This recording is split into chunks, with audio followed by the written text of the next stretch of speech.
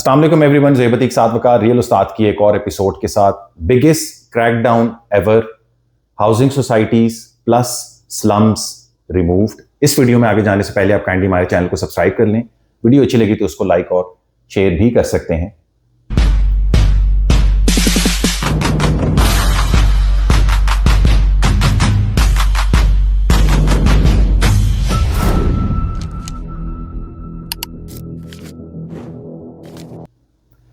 मैं अगर current government regime की बात करूं, स्पेसिफिकली जो फेडरल गवर्नमेंट है और जो हमारी पंजाब गवर्नमेंट है, हमारी जो लोकेशन है वो इन ट्विन सिटीज़ के अंदर बनती है। कभी इस्लामाबाद में आ जा रहे होते हैं, कभी रावलपिंडी के अंदर होते हैं। तो इधर जो है ये दोनों गवर्नमेंट्स हमें जो है वो पंजाब गवर्नमेंट भी एक तरफ नज़र आती है, एक तरफ हमें फेडरल गवर्नमेंट नज़र आती है। और ऐसा लगता है इनको देख के काफ़ी सिंक्रनाइज्ड होके ये काम काज कर रहे हैं कुछ सर्टन चीज़ों के हवाले से जो हमें पिछले 2 सालों के अंदर नज़र आई है, जिसमें से एक ब्यूटिफिकेशन का काम हो रहा है। साथ भाई इस वीडियो के अंदर वो हमारे साथ फर्दर हम इसको एक्सप्लेन करते हैं। दूसरा काम डेवलपमेंट के पॉइंट ऑफ व्यू से हो रहा है। बहुत बड़े बड़े प्रोजेक्ट्स हमें नजर आ रहे हैं दोनों शहरों के अंदर बनते हुए।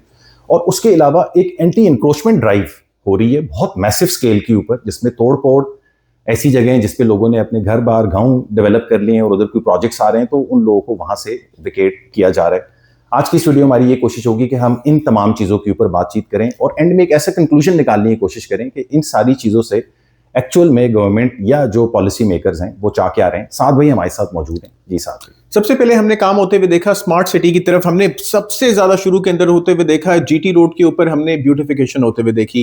बिल्कुल खास तौर पे डीएचएस और बहरिया के बाहर आपने एक ग्रीन स्क्रीन लगी भी देखी होगी, जिससे ट्रैफिक के अंदर बहुत ज्यादा मदद हुई। पहले लोग सड़कों के ऊपर पार्किंग कर देते थे, उससे बहुत ज्यादा चेंज आना शुरू हुआ। फिर हमने कचहरी चौक के ऊपर इस टाइम के ऊपर पूरा पिंडी इस्लामाबाद उससे काफी ज्यादा कंजेशन का शिकार है। कचहरी चौक बन रहा है, सबसे बड़ा चौक पिंडी इस्लामाबाद का है। इकबाल चौक जो कि पुराना नाम जिसका टी चौक था, उसके ऊपर हमने काम होते हुए देखा। शाहीन चौक इस टाइम के ऊपर हमने बनते हुए देखा।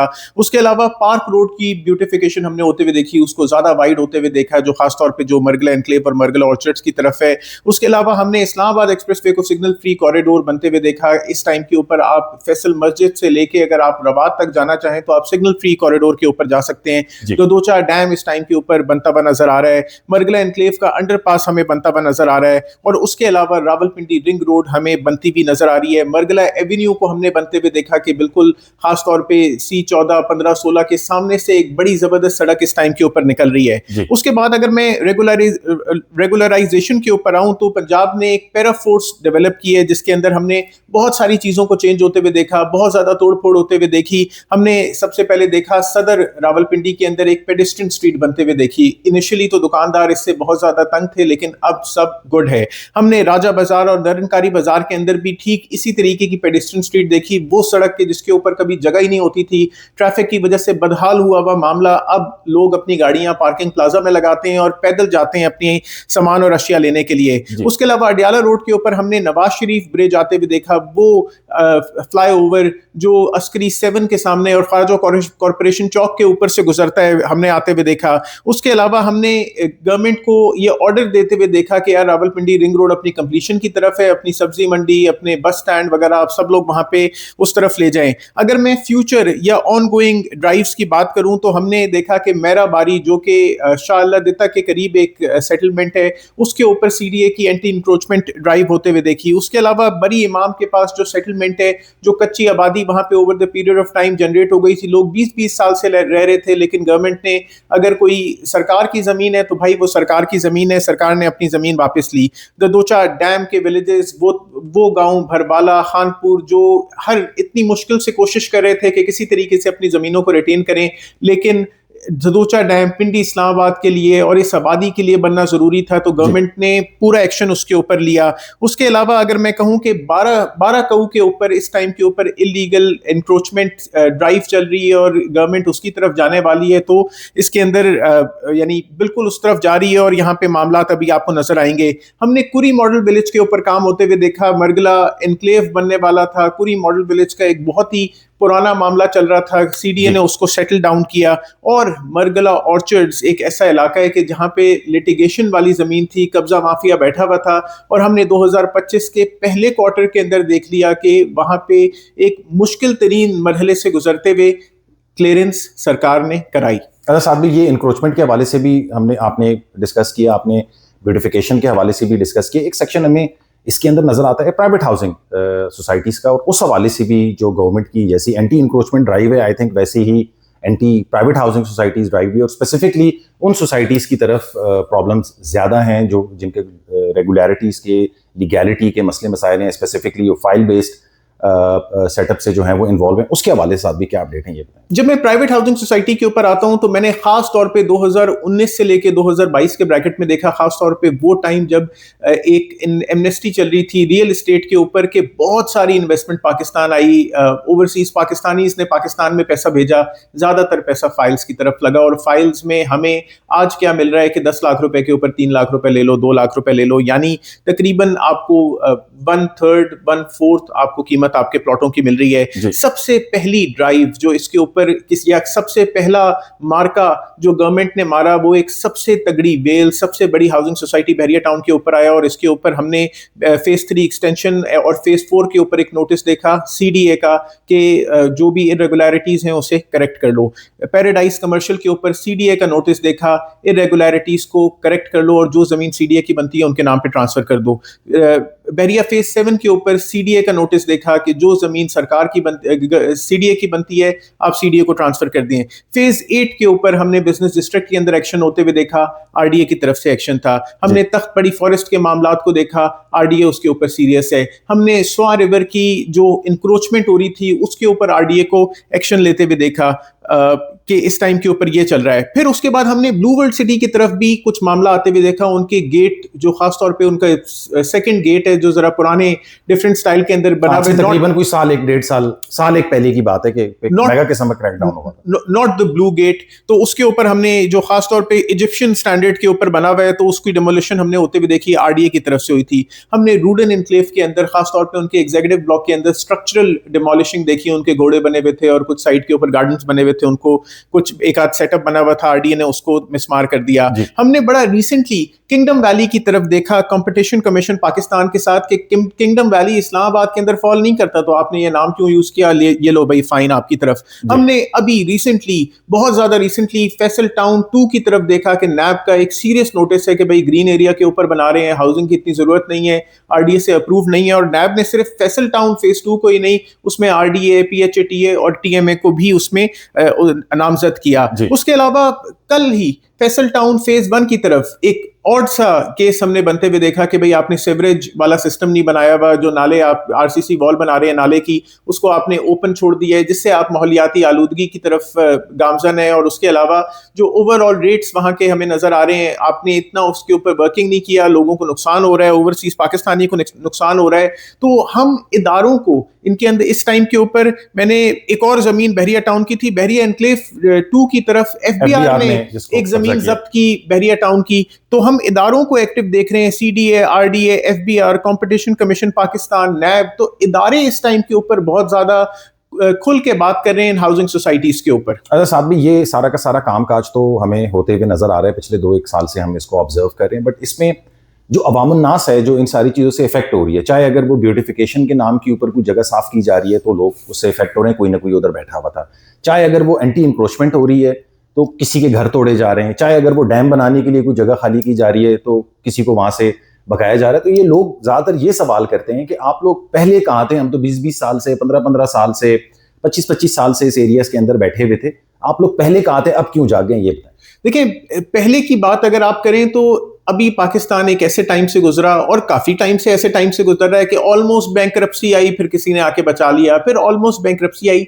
जो लोग बेगर्स होते हैं वो चूजर्स नहीं होते, और अगर आपका मुल्क एक गुर्बत के उसके अंदर जा रहा है तो आपके इदारे भी उससे इफेक्ट हो रहे हैं और कमजोर हैं उस तरीके से, और जब आप कमजोर होते हैं तो आप हर तरीके की लेवरेज देते हैं और उस लेवरेज के अगेंस्ट आपको पैसे मिल रहे हो, या फिर उस लेवरेज के अगेंस्ट किसी अफसर का ऑर्डर हो कि यार जाने दो, इसके ऊपर एक्शन ना लो, तो आप करते हैं उसके लिए। लेकिन जब आप खुद मुख्तार होते हैं, आपके पास अच्छे पैसे आ रहे होते हैं, और इस टाइम के ऊपर तो भाई माशाल्लाह माशाल्लाह पैसे आ रहे हैं पाकिस्तान की तरफ, और हम जो ये सारा मामला होते हुए देख रहे हैं ये एक सेट पैटर्न है मामले का, इसको समझना बहुत ज्यादा जरूरी है।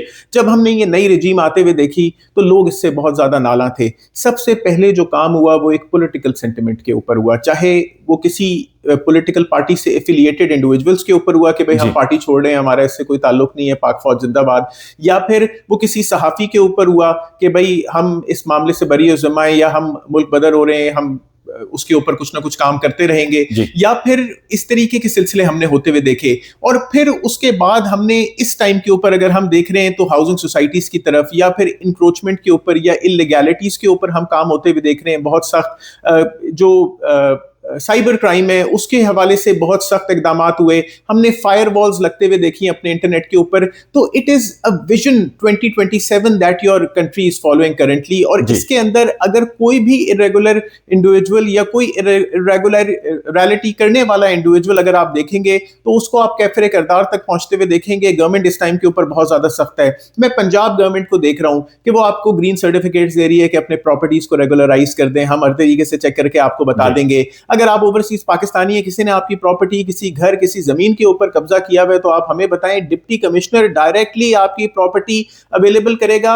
यंग बंदा होता है डिप्टी कमिश्नर, इसमें कोई बहुत ज्यादा टाइम वगैरह नहीं है, हफ्ते के अंदर करेगा, या यंग बंदा होता है। लेकिन कितनी बड़ी पोजीशन है और उतनी बड़ी पोजीशन के ऊपर वो अवाम उल नास के लिए बिल्कुल इस तरीके से काम करेगा। डेफिनेटली सरकार अवाम की खादिम होती है और अवाम के लिए काम करना चाहिए उनको, लेकिन इस टाइम के ऊपर इन खादमों को हम काम करते हुए देख रहे हैं। और वो तमाम लोग जो 20-20 साल से या 15-15 साल से किसी की जमीन के ऊपर रह रहे थे, चाहे उनको बिजली भी मिल रही हो, पानी भी मिल रही हो, जमीन गैस भी मिल रही हो, लेकिन जमीन किसी और की थी। अगर आपकी जमीन के ऊपर मैं घर बना लूं और 20 साल तक उसके ऊपर रहता रहूं और आपको मौका मिले मुझे 20 साल बाद निकालेगा, तो क्या आप आके निकालेंगे? नहीं, डेफिनेटली निकालेंगे, क्योंकि जमीन आपकी है। तो आप जहां पे भी अपनी प्रॉपर्टीज, अपने घर ले रहे हैं, अगर कल को आपको निकाला जाए वहां से, तो ये ना पूछिएगा कि पहले कहां थे। पहले आप देखिएगा कि आप जिस जमीन के ऊपर रह रहे हैं, जिस घर के ऊपर, किस अपार्टमेंट के ऊपर, वो किसी न किसी तरीके से लीगल है, किसी लीगल अथॉरिटी से अप्रूव शुदा है, उसको पानी लीगल मिल रहा है, बिजली लीगल मिल रही है, गैस लीगल मिल रही है, और वो किसी भी डैम के इन कैचमेंट एरिया के ऊपर, कैचमेंट एरिया के ऊपर तो नहीं आ रहा, किसी भी क्या नाम है कोई गवर्नमेंट जमीन के ऊपर नहीं आ रहा। सोच समझ के पैसा इन्वेस्ट करें पाकिस्तान में। अगर साथ में ये तो आपने एक ओपन एरियाज की बात की जिसमें बड़े प्रोजेक्ट्स हो रहे हैं और काफी सारे लोग उससे इफेक्ट हुए हैं। हमें एक सेक्शन नजर आता है जिसमें काफी सारे लोग इफेक्ट हो रहे हैं, और वो है प्राइवेट हाउसिंग सोसाइटी का जो सेगमेंट है।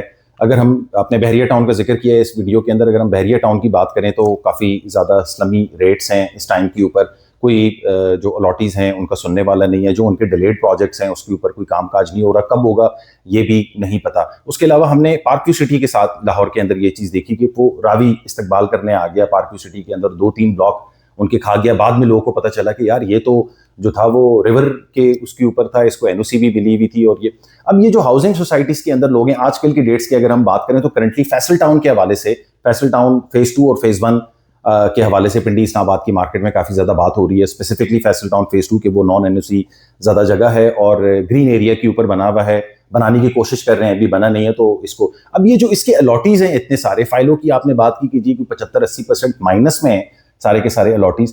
ये अब बहरिया के लोग ये कहते हैं कि हमें डीएचए आके टेक ओवर कर लेगा तो हमारे बल्ले बल्ले हो जाएंगे। तो इस तरीके से पार्क व्यू वाली भी ये कहते हैं कि हमें मारगला इनक्लेव वाले आके ले जाएंगे, फैसल हिल वाले कहते हैं कि हमें डीएचए गंधारा आके ले जाएगा। तो इन लोगों का क्या होगा? ये जो इन लोगों ने इतनी सारी प्राइवेट हाउसिंग सोसाइटीज के अंदर इन्वेस्ट किया, क्या गवर्नमेंट इनसे कोई बायबैक करेगी? क्या इनके लिए कोई पॉलिसी बनाएगी, या ये उन्हीं लोगों से अपना हक मांगेंगे जिनसे इन्होंने चीजें प्रोक्योर की हुई हैं? साथ में ये बताएं। देखिए, सबसे पहले तो हमारे मुल्क के अंदर हम लोग भेड़ चाल का शिकार हैं। हम जो चीज़ हम सब फैसल हिल के पीछे जा रहे हैं, चलो यार फैसल हिल के पीछे चलो, सब डीएचए के पीछे जा रहे हैं, चलो यार डीएचए के पीछे, सब मलिक साहब के पीछे जा रहे हैं, चलो जी यहाँ पे ज़्यादा पैसा है, और हम उसकी लीगैलिटी और उसके मामला को किसी तरीके से चेक नहीं करते। जब हम अपने पैसे कमा रहे होते हैं तो हम हर तरीके से चाहते हैं कि हम अपने बच्चों के लिए हलाल करें, उससे हम हर मुमकिन सोर्स वो यूज़ करें कि किसी तरीके से हलाल निवाला अपने बच्चों को, अपने बीवी बच्चों को खिलाएं, खुद भी हलाल निवाला खाएं। और जब हम इतनी स्क्रूटनी कर रहे होते हैं तो जहाँ पे हम इन्वेस्ट कर रहे हैं, अगर आप शेयर्स के अंदर इन्वेस्ट करेंगे तो आप स्टॉक एक्सचेंज की खाक छान लेंगे। अगर आप बिटकॉइंस के अंदर या किसी भी क्रिप्टो करेंसी के अंदर इन्वेस्ट कर रहे होंगे तो पूरी अच्छी तरीके से उनको चेक कर लेंगे कि यार कहीं मैं कोई ऐसे कॉइन में तो इन्वेस्ट नहीं कर रहा कि जिसका कल को कोई फ्यूचर ही नहीं है, या किसी प्रॉपर कॉइन के अंदर इन्वेस्ट कर रहा हूं। या फिर अगर आप इन्वेस्टमेंट कर रहे होंगे किसी फंड्स के अंदर, म्यूचुअल फंड्स के अंदर, तो उसकी भी पूरी जानकारी लेंगे कि यार हर तरीके से हलाल और वो सारे मामला इसके क्लियर हैं कि नहीं है। तो जब आप इतने सारी इन्वेस्टमेंट के ऊपर इतने ज्यादा फोकस्ड हैं तो आप रियल एस्टेट के ऊपर फोकस क्यों नहीं है? क्यों नहीं जाके किसी आरडीए सीडीए किसी भी वेबसाइट के ऊपर चेक करते हैं कि इनके क्या मामला हैं? क्यों खरीद लेते हैं उस 100 कनाल की उन अप्रूव हाउसिंग सोसाइटीज को कि जिनको जिन्होंने सैकड़ों लाखों फाइल्स मार्केट के अंदर बेच दी। और जब मार्केट जो माइनस होती है, सबसे पहले मैं माइनस का आपको बताता हूं कि माइनस होती क्यों है, या कमी बेशी उसके अंदर आती क्यों है। क्योंकि जमीन 100 कनाल की होती है, बेची 500 कनाल की जमीन होती है। और 500 कनाल तो मैं बहुत कम कह रहा हूं, 1-2 जीरो और लगा दो उसके साथ,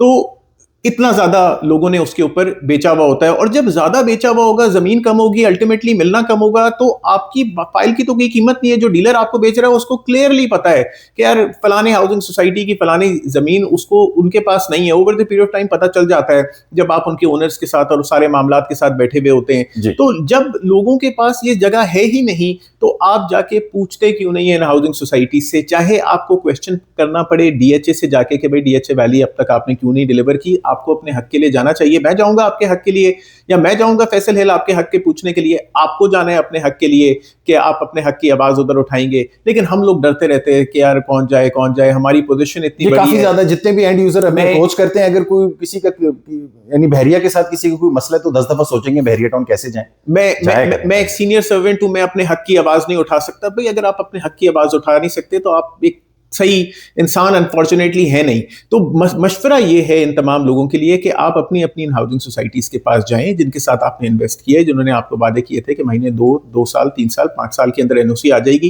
कि भाई एनओसी प्रोवाइड करो, और अगर नहीं प्रोवाइड करते तो तुमने मेरे से 3 साल की इंस्टॉलमेंट में, 4 साल 5 साल की इंस्टॉलमेंट में 10 लाख 20 लाख 50 लाख 1 करोड़ रुपए लिए थे, लाओ मेरे पैसे वापस करो। मैं सूद नहीं मांग रहा उसके ऊपर, मैं हराम के पैसे नहीं मांग रहा, लेकिन आप मेरे पैसे वापस करें because there were certain requirements that you had to provide in 3 years delivery time, पानी बिजली गैस, लीगैलिटी, ये सब चीजें आपने अपने डॉक्यूमेंट के उसके अंदर मांगी थी कि भाई मैं एक हाउसिंग सोसाइटी के अंदर इन्वेस्ट कर रहा हूं। अवाम के साथ होगा क्या, मैं आपको क्लियरली बताता हूं, आपको कुछ भी नहीं मिलने वाला। अगर ये हाउसिंग सोसाइटीज इलीगल हो गई, इनके साथ कोई मामलात आ गए, बहरिया टाउन फेजर एक्सटेंशन वालों को कुछ नहीं मिलेगा, फैसल टाउन 2 वालों को अल्टीमेटली कुछ नहीं मिलेगा, रूडन एनक्लेव वालों को कुछ भी नहीं मिलेगा, किंगडम वैली वालों को कुछ भी नहीं मिलेगा, नोवा सिटी वालों को कुछ भी नहीं मिलेगा, मेरडा वालों को कुछ भी नहीं मिलेगा, अब्दुल्ला सिटी वालों को कुछ भी नहीं मिलेगा, एवेलॉन को कुछ भी नहीं मिलेगा, जो खनियाल फार्म्स हैं उनको कुछ भी नहीं मिलेगा, कुछ भी नहीं मिलेगा आपको। आपने अपने हक के लिए खुद बोलना है। और कुछ ऐड ऑन करना चाहते हैं? Like share and subscribe. Like share subscribe contact detail जो वीडियो डिस्क्रिप्शन के अंदर मेंशन है, फेसबुक पेज और इंस्टा का पेज भी, उसको भी लाइक कर सकते हैं। अपना ख्याल रखें। सलाम।